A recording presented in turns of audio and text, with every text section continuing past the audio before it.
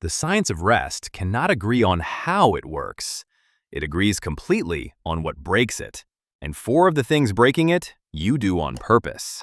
Here is where the honesty matters.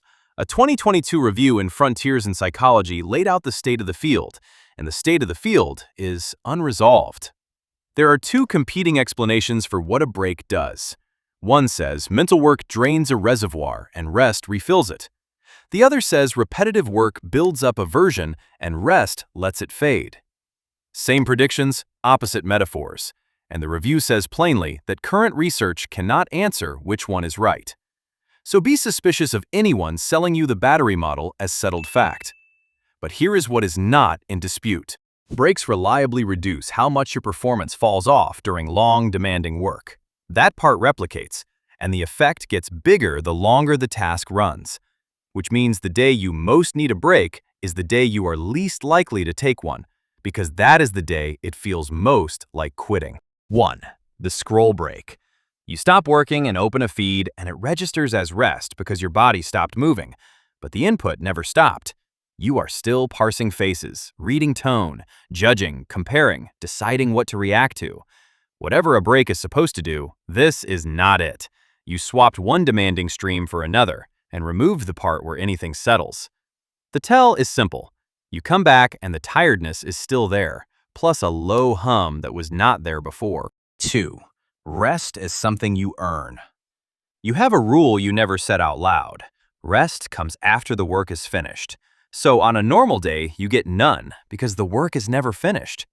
Rest only arrives when you collapse, which means every break you take is preceded by hitting a wall.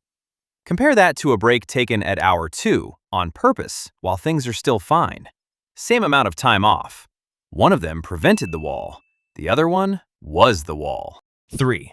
Breaks that are too short to do anything. 90 seconds away from the desk is not a break. It is a pause in the same task. Your attention never actually leaves. And the review's own finding cuts against you here. The longer and harder the work, the more break you need, not less. So the exact moment you shorten breaks to catch up is the moment they most needed to be longer. That is not discipline. That is sabotage with good intentions. 4. Mistaking distraction for recovery. Something absorbing enough will make you forget you were tired. A game, a series, an argument in a comment section. Forgetting is not repair. You have covered the signal, not the state. And the moment the distraction ends, the tiredness is exactly where you left it, usually with interest. Anything that makes the hours vanish is a good sign you were not resting. You were being occupied. So fix the shape, not the length.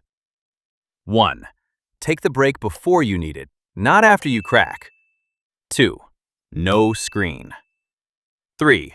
Make it long enough to be boring. If a break never gets slightly dull, it was not a break. It was a change of channel.